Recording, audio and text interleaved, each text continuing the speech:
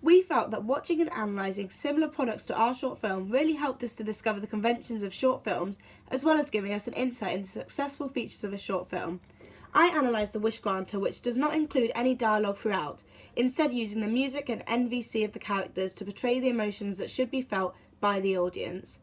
When we decided to not include any dialogue, I felt that this research had helped us as we used appropriate mood music and directed our actors to successfully show the emotions of the film we were trying to portray.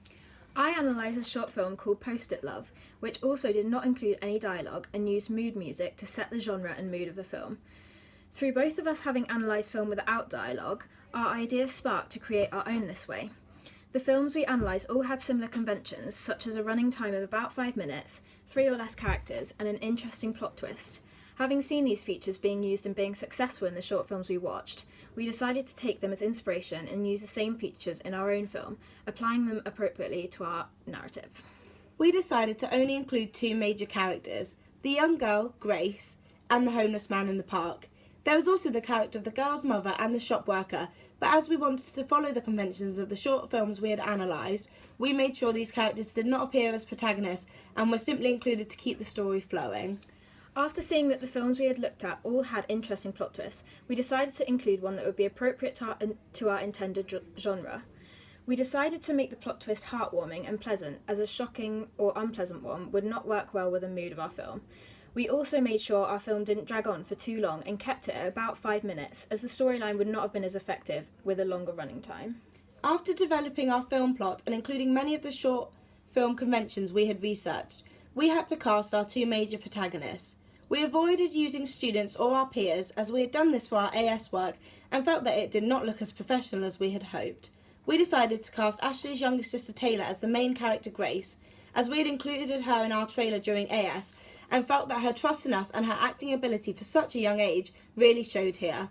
I feel that this decision was successful, even though some say never work with children or animals, but we feel we proved this wrong. For the homeless man, we casted Millie's stepdad, as we knew that my younger sister already knew him well and would work well in an acting environment with someone she was already comfortable with. For his costume, we went to the charity shop and purchased some old, unkept clothes that we thought would represent his character the best. We used prosthetics on his face, such as soot, and he spent a few weeks growing out his beard for the part. For the character of Grace, we wanted to use costume that would represent her character clearly as more wealthy, to show the contrast between characters, and the red colours in her clothing helped to represent the Christmas season. Regarding prop use, we used the piggy bank for the young girl and the red bag to clearly show how the young girl was happy to swap her pocket money for a gift for the homeless man. After researching Stuart Hall's theory of representation and entertainment, through our plot twist we decided to use this theory of stereotyping to develop our characterisation. By the young girl giving all that she has to the homeless man, despite their obvious contrast, we felt that the meaning was not overgeneralised and more effective, as it is unexpected for a girl of that age to understand the struggles of a homeless person, especially around the Christmas season. We also had a look at Levi Strauss's theory of binary oppositions and applied it to our work. We contrasted the characters to show clear representations of wealth and poverty. We also hinted at the oppositions of generous and selfish, through the young girl's mother pulling her away from the homeless man at the very beginning. Our first draft did not include any clips after the gift-giving scene. We decided that this may not be as effective, as if we could show the positive impact that the girl's generosity had on the homeless man. When improving our first draft, we decided to include a small section after the credits, showing the homeless man asleep, clutching the gift with a smile on his face. When we first filmed this scene, it did not appear to be nighttime, so we took our actor back to the park in the evening to refilm this final clip in order to show the time period of the scene. In our first draft, we did not include any props for the homeless man, as we did not realise how important they were to portray his character. When doing our first draft audience feedback, we realised that a few people did not understand that the man was homeless, therefore not taking our preferred reading. So we decided to add props and use bin bags to develop his character, and also added in cut-in shots of these props to help represent his character more accurately to our audience.